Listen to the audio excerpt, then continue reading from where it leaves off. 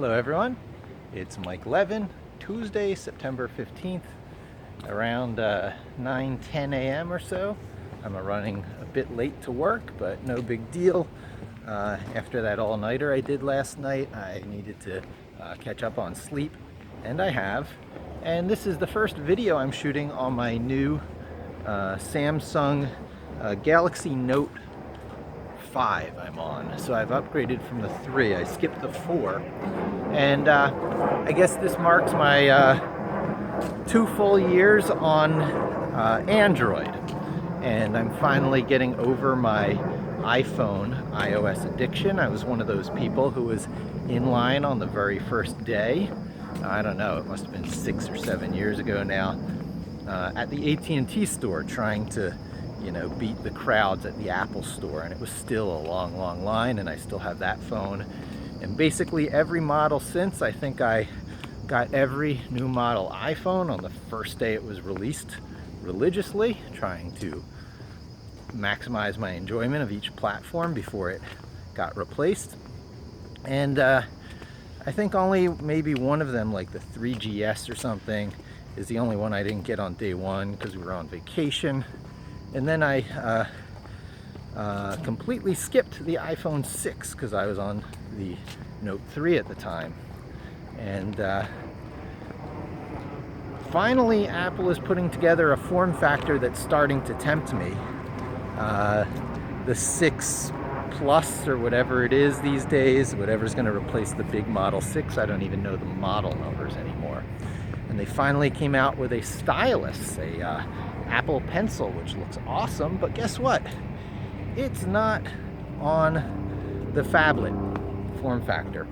And the killer phone for me is the phablet form factor, 5 or 6 inch screen with a stylus. And Samsung is what? Note 1, 2, 3, 4, 5 generations into it, and it's highly refined and it's beautiful, and the pen is awesome. And all those little nuances that I used to say were iPhone exclusives. Incredibly fast responsiveness. When you pulled up the camera was up instantly. And let's see, other things like that kind of really snappy responsiveness on using the keyboard. Apps coming up quickly. I know that there's tons of benchmarks showing that Android is so much quicker, but I was on Samsung with TouchWiz, and TouchWiz was really kind of a bloated hog. It wasn't worth it for the benefits you got, especially the way they loaded it up with third-partyware like Flipbook and stuff. So I actually used KK Launcher, KitKat Launcher. And then of course Lollipop came along, and there was kind of a schism as they tried to get that updated. And it turned out what I've been learning for most of those years that I was on Android was the KitKat Launcher and not Android and KitKat and then Lollipop. So after they switched Android over to Lollipop, it turned out there was a lot of stuff about the basic platform that I was just missing because of all this hack stuff you can do on Android. So now that I'm on the Note 5, I'm sticking with TouchWiz, which is much faster than it used to be, on Lollipop. And I guess Samsung is letting a lot of the Google innovations sort of show through without trying to override it with all their own stuff. I'm always kind of